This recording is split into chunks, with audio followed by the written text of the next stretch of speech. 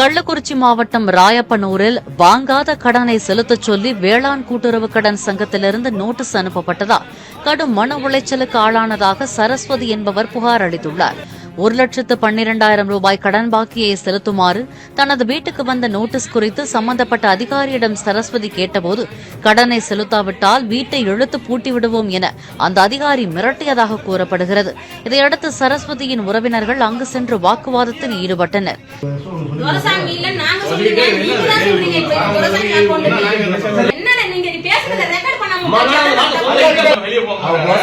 பணம் போச்சுன்னு சொல்றீங்கல்ல, இதெல்லாம் கூட பார்க்காம நீங்க 8 மாசம் என்ன பண்ணீங்க?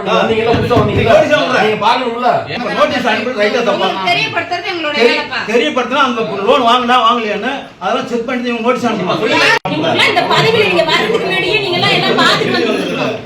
யாருடைய வங்கிக் கணக்கில் கடன் தொகை செலுத்தப்பட்டுள்ளது என வங்கியில் சென்று விசாரித்தபோது, அதே கூட்டுறவு சங்கத்தில் செயலாளராக பணியாற்றி முறைகேட்டில் ஈடுபட்டதால் பணி நீக்கம் செய்யப்பட்ட துரைசாமியின் வங்கிக் கணக்கில் பணம் வரவு வைக்கப்பட்டுள்ளது தெரியவந்தது.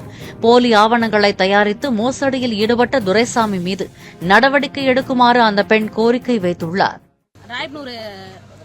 சொசைட்டில எனக்கு லோன் வந்திருக்குதுன்னு சொல்லி எனக்கு நோட்டீஸ் விட்டுருந்தாங்க. அந்த நோட்டீஸை எடுத்துட்டு காலையில நான் இங்க கேட்டேன், என்னங்க சார் என் பேர்ல லோன் இருக்குது அப்படின்னு நான் சொல்லி கேட்டேன். உன் பேர்ல 1,12,000 லோன் இருக்குதுமா, நீ கட்டி தான் ஆகணும் அப்படின்னு சொன்னாங்க. என் பேர்ல லோன் இல்லைங்க சார், நான் கையெழுத்து போடல அப்படின்னு நான் சொன்னேன். இல்ல உன் பேர்ல தான் லோன் இருக்குது, நீ கட்டி தான் ஆகணும் அப்படின்னு சொன்னாங்க.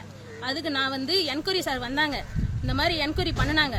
என் கையெழுத்து இல்லைன்னு சொல்லிட்டேன். அதே மாதிரி அவங்க எழுதிட்டு போயிட்டாங்க. அப்படின்னு திருப்பி சொன்னதுக்கு உன் பேர்ல தான்மா இருக்குது அப்படின்னு சொன்னாங்க.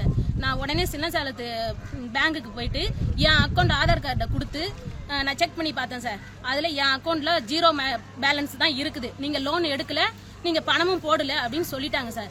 அதை எடுத்துட்டு நான் இங்க வந்தோடனே இவர் உங்க பேர்ல தான் இருக்குது, நான் செக் பண்ணிட்டு வந்துட்டேன் சார் சொல்லியும் இவர் உங்க பேர்ல தான் இருக்கு, நீங்க கட்டி தான் ஆகணும் அப்படின்னு சொல்லி என்ன மன உளைச்சலுக்கு ஆக்கிட்டு நான் 1/2 மணி நேரம் என்கிட்ட வாதாடுறாரு சார். நீங்க தான் கட்டி ஆகணும், நான் இப்பதான் வந்திருக்கிறேன், நான் புது செக்ரட்டரி, எனக்கு தெரியாது, நீங்க கட்டி தான் ஆகணும், நீங்க கட்டலன்னா உங்க வீட்டை இழுத்து பூட்டுவோம், நீங்க இந்த லோனை கட்டி தான் ஆகணும் அப்படின்னு சொல்லி ஏதேதோ தகாத பேச்செல்லாம் பேசுறாருங்க சார். எங்களை மன உளைச்சலுக்கு ஆக்கிட்டாங்க. அதனால இப்பயும் நான் இந்த லோன் நான் எடுக்கவே இல்லைன்னு சொன்னதுக்கு இதுக்கு அப்புறம் தான் என்ன சொல்றாருன்னா, எங்க ஊருக்காரங்க 10 பேர் வந்தாங்க, கேட்டாங்க. கேட்டதுக்கு என்ன சொல்றாருன்னா, இது மாதிரி அக்கௌண்ட் நம்பரை கொடுத்தாரு, அந்த அக்கௌண்ட் நம்பரை போய் செக் பண்ணுங்கன்னு சொன்னாங்க. என் அக்கௌண்ட்லயே ஏறலையே, நான் எதுக்கு இந்த நம்பர்ல நான் போய் செக் பண்ணணும்னு நான் கேட்டேன். அதுக்கு அவர் என்ன சொன்னாரு, இப்ப எங்க ஊருக்காரங்க எல்லாம் பேசணுன்னே அந்த அக்கௌண்ட் நம்பர் யாரு நீங்க பாருங்கன்னு சொன்னோன்னே இப்ப துரைசாமின்ற அக்கௌண்ட்ல ஏறி இருக்குது அப்படின்னு சொல்றாங்க சார். இப்ப என்ன விளக்கம் கொடுத்துருக்காங்கன்னா, நீங்க போங்க பாத்துக்கலாம், நான் அவர்கிட்ட நான் கேட்டுக்கிறேன் அப்படின்னு சொல்லி இப்ப எங்கள்கிட்ட சமாளிக்கிறாங்க. காலையில நான் 9:30க்கு வந்தேங்க சார் சொசைட்டிக்கு.